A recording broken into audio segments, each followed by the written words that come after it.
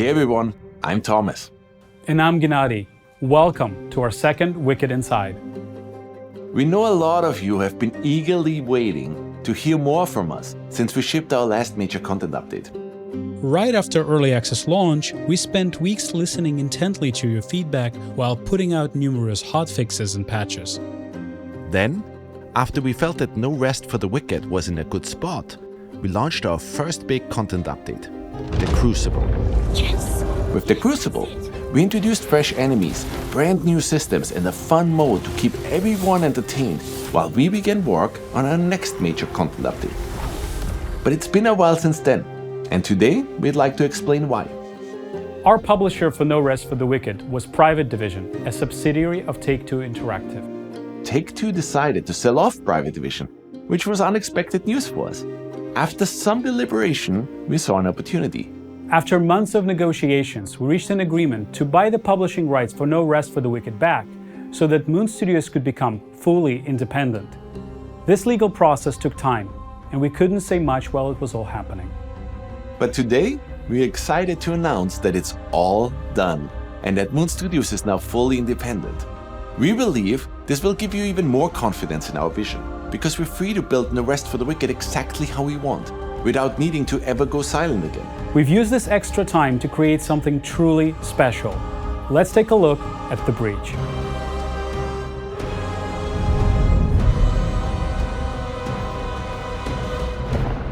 The Breach represents the biggest content update we have ever shipped. We have heard you loud and clear. You wanted more out of our campaign. You wanted more story, more zones to play in, more enemies to fight, more bosses to test your mettle against. In short, more of everything. And that is exactly what we have been focusing on. Our story continues immediately following Ellsworth's return to Sacrament. He summons his daughter Odessa from her prison cell, and their exchange reveals more about their relationship.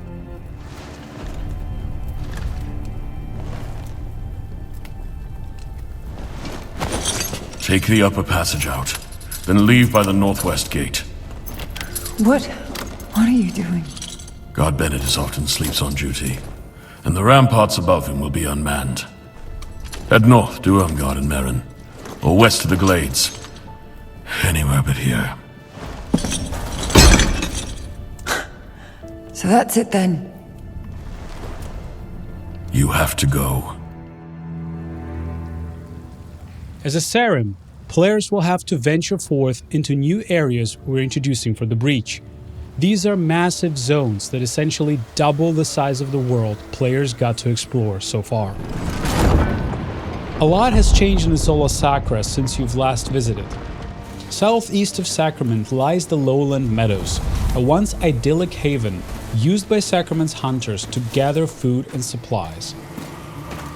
Ellsworth requests our presence on a secret mission, but a faction known as the Harvesters has taken over the region. See? I told you this Sarim would come, and here they are. Indeed. Your presence is welcome here. My friend is convinced that some threat awaits us at the Weeping Sisters. As always at Moon, when it comes to level design, we deliberately craft every single inch of our world by hand. We do not rely on any procedural generation, and we believe that ultimately that will allow us to create an insanely expansive, interactive open world where every inch actually matters.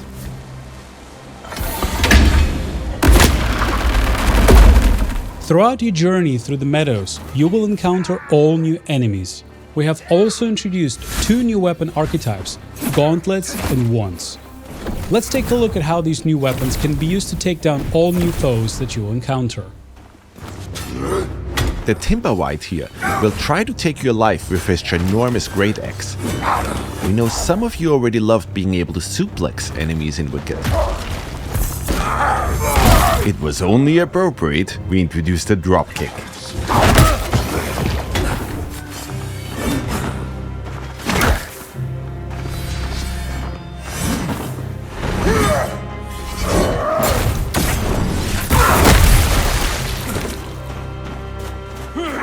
Wormwood wretches and Limseed archers will keep you on your toes with brutal ranged attacks. Our Tremor Wave will make quick work of them. Rust Reavers present an even greater challenge. Equipped with 2 huge saws, your best bet is to keep your distance and counter when you find an opening.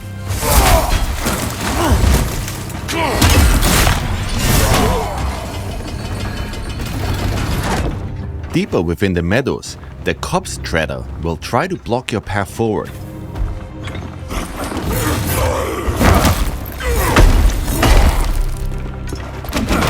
Study his movement patterns and keep a cool head. You might just prevail.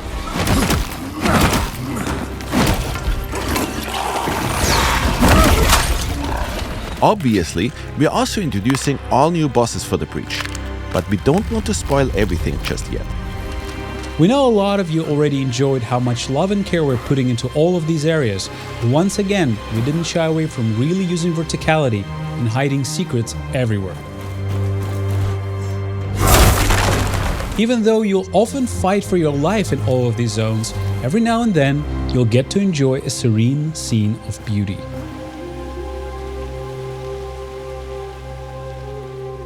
Things have changed in Sacrament too. Caretaker Alden has arrived in town to plead for help, dealing with the Blight, a plague infestation destroying his home of Merrin Village. Excuse me, is it true that Governor Ellsworth has already gone north with that madrigal? The guard said as much, but I wasn't sure. Many doors in Sacrament stay shut to us, Dasha. And if you exit Sacrament through its northwestern gate, you will find yourself in the once majestic Merrin Woods.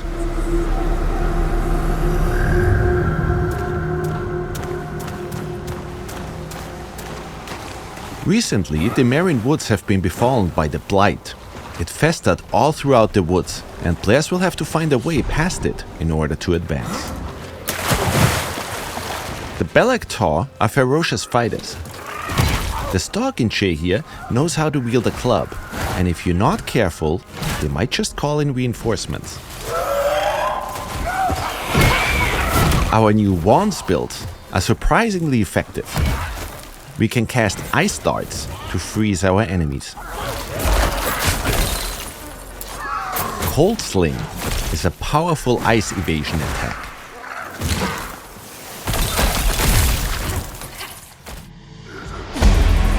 For the Heavy Feather, we'll use some more powerful spells our wands provide.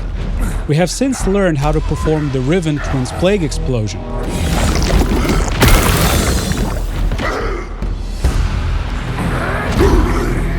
And if you have enough focus, Lightning Bolt makes quick work of any enemy.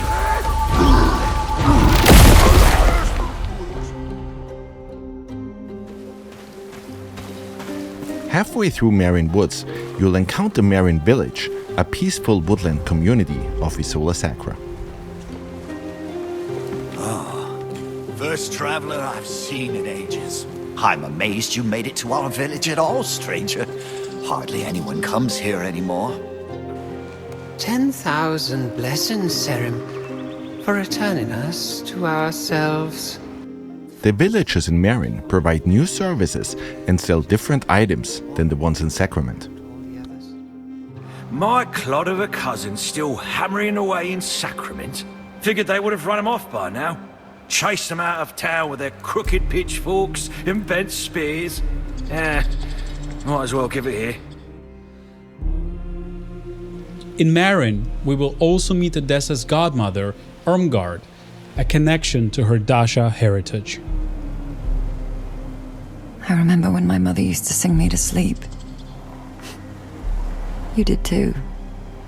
Same lullaby. Will I see you there? All of us at one table again. I'm not welcome in Sacrament. And in a return to the Nameless Pass, we'll explore new areas within it, learning more about the forces of the mainland. We will not tolerate any more doubt within your ranks, Primus. Not while we knock on salvation's door. Discipline takes time. It's earned, not bought. The born god disagrees. Discipline is forged. It is a tool, molded in flame. Meanwhile, we'll continue the story of Madrigal Selene and her vanguard, who seek to liberate the lost city of Caelin. We're incredibly excited about this new chapter in our campaign, but we don't want to spoil everything just yet.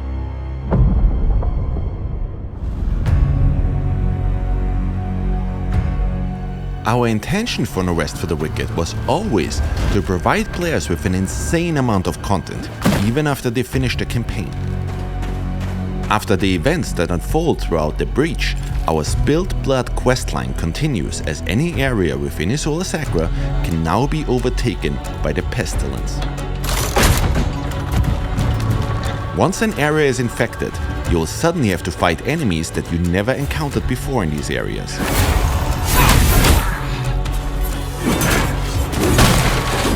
Defeat these enemies, and they might just drop all new Torn resources. Torn resources can be burned at any fire in order to further increase the challenge within an infected area. You will need to heavily upgrade your gear and perfect your build in order to succeed.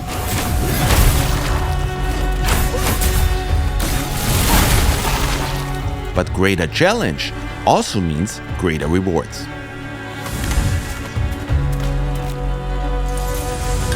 Notice that with every enemy you slay, the Pestilence spread meter at the bottom of the screen reduces. Slay enough enemies and you will have to overcome only one more obstacle. Getting rid of the infection means ripping it out at its root. If you manage to defeat the plague boss within the infected area, the entire zone will be cleansed of the pestilence once more. Our Alive system has also gotten a huge update. You will now find many more factions being able to take over the various areas within Isola Sacra. Our goal with all of this is to change the way players think about retraversal in video games. We ultimately want to make every return feel as fresh and as exciting as it was the first time you played. And as you can see, we also introduced entirely new levels within the areas you're already familiar with.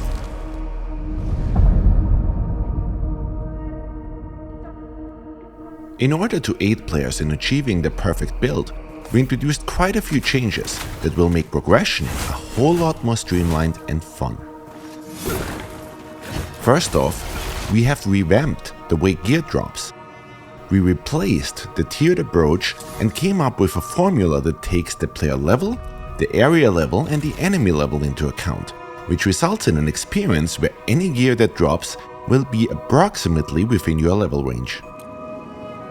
Now, gear that used to only drop in earlier zones might just drop again, but at a higher level.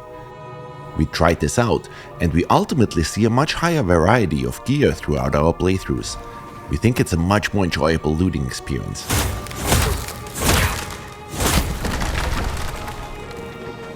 Another big aspect that defines your build is, of course, the enchantments. So far, if your gear didn't drop with the enchantments you needed, your item would never reach its full potential. But we came up with a solution. If an item dropped with less than maximum possible amount of enchantments, you can now use a Fallen Ember to add another random enchantment to it. And if you have an enchantment on one of your items that doesn't quite fit your playstyle, Fallen Embers can now be used to re-roll that particular enchantment. Of course, Fallen Embers are also still used for respeccing your character, which makes Embers insanely valuable now. We also introduced a new weapon rarity, Masterworks. Any Masterwork starts out as just a common item. If you decide to forego the RNG aspects of Wicked, you can bank on gems in order to fully customize your item. Gems will now show you exactly what effect they'll have depending on which item you slot them into. In our case here, we want to craft a build that heavily relies on and synergizes with focus.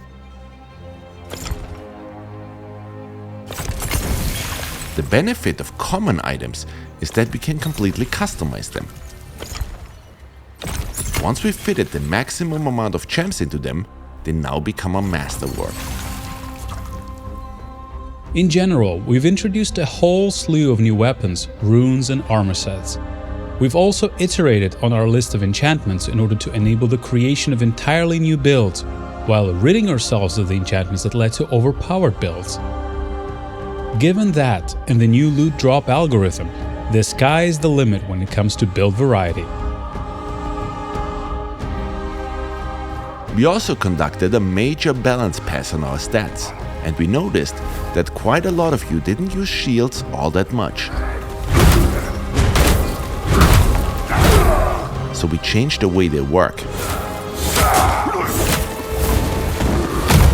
Instead of draining stamina, shields are now based around poise and stagger, and we try to ensure that each shield archetype feels unique. So we can't wait to see all your new sword and board builds.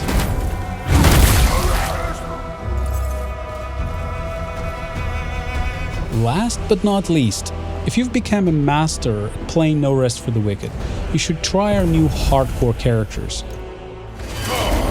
Permadeath is enabled for these, so once these characters die,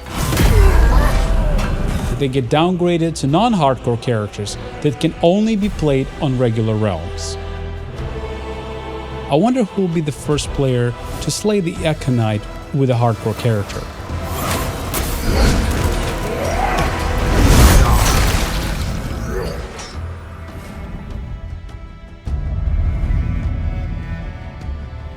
Naturally, we also spent quite some time introducing a wide range of quality of life features and polished up what you've played so far of No Rest for the Wicked. For example, we've noticed that a lot of your houses looked similar to this one. Storage has always been incredibly important in any ARPG. On our current live builds, players can stack all that many items, and sorting hasn't been ideal yet. Let's switch over to our Breach update. We fixed that right up and now allow players to stack a whole lot more items within their chests. And items now also get sorted in a beautiful way. While we're in our home, we can show off another cool feature we added. We've added Whisper Stones, which enable fast travel to and from your house. So if you just want to quickly drop off items and gear while you're out and about, instead of having to first warp to Sacrament and then run to your home, you can now save that one step. Remember that you can place one Whisper Stone per house, so if you own multiple ones, you can even fast travel between them. Our next change regards food cooldowns. We've removed the classic cooldowns entirely. Now you can consume meals instantly.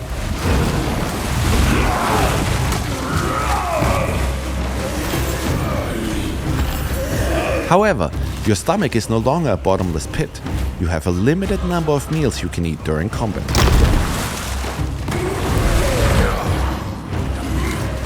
You'll be able to upgrade this limit through Plague Ichor, letting you extend how many times you can heal or buff yourself in battle.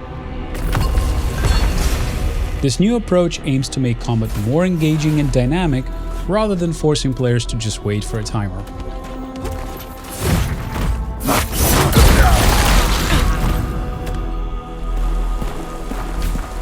Time ticks ever forward. We know timers and project wait times have been a major discussion point in our community. We're adding a new feature so you can contribute food and ingredients to make Adanas' workers, speeding up whichever building project they're currently tackling. We're always listening to your feedback, and we will keep iterating on the system. If you have thoughts, please keep sharing them. And of course, we've been hard at work meticulously optimizing performance. If you notice any poor performance in a machine before, the Breach update should drastically improve your experience. Speaking of improvements, our DLSS implementation has been updated to a newer version, which results in much crisper image and even better performance. And these are just a few highlights. In total, we are counting more than 11,000 changes since we shipped the Crucible update. Before we dive deeper, we'd like to clarify how you'll access the breach. You will need to replay No Rest for the Wicked to fully experience this update. Old saves remain in a legacy build, but this approach ensures the breach is integrated as seamlessly as possible into the game. We realize this might be a surprise for some. Ultimately, the scope of the breach and the underlying changes led us here. But don't worry, you'll discover plenty of fresh content, quests and loot to make restarting your journey worthwhile.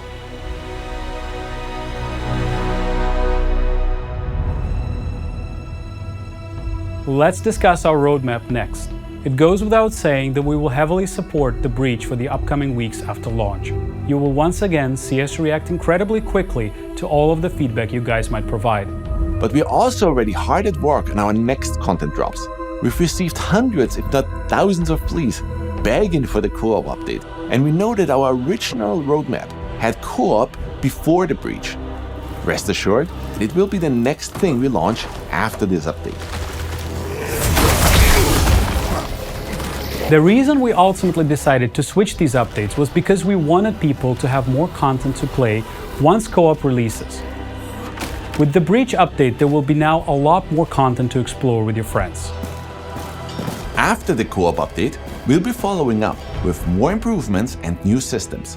We'll expand Sacrament, improve housing, introduce farming, expand the Crucible, and of course, finish the campaign with more story and more quests and bosses. We are very much aware that a lot of you finally want to play No Rest for the Wicked on all major consoles. We have a ton of things planned to further improve on the foundation that we've laid so far, and we're excited to keep discussing all of these new releases and changes with you as we go along. Also, today marks the 10th anniversary of Ori. We released Ori and the Blind Forest on March 11th, 2015. It's been a wild ride for all of us here at Moon, so today, we'd like to use this opportunity to just say thank you. Thank you to all of our fans who have supported us the whole way through. We would not be where we are today without you. We are now hard at work on the final bug fixing and polishing stages of this massive update. We want to make sure we get it just right. But before we wrap up, there is one more thing, and this one is near and dear to our hearts. Hello everyone, I'm Gareth Coker. My story with Moon Studios began more than 15 years ago when I received a message on an internet forum from them asking me if I'd be interested in composing the music for a small indie project. 4 years later, that small project blossomed into Ori and the Blind Forest. Now, we were all very young and just getting started, so for our second release, Ori and the Will of the Wisps, we set out to perfect everything about the original, and I couldn't be more proud of what we were able to create together. But our journey is not yet over. I'm happy to announce that I've been hard at work crafting an unforgettable score for the story, the characters, the locations, and the boss fights of No Rest for the Wicked. And you will finally be able to hear some ambient music while out exploring in the world too. I can't wait to see where this journey leads us once again. It leaves me to invite you to experience the all-new music in No Rest for the Wicked with the Breach update, launching on April the 30th. It will be well worth the wait.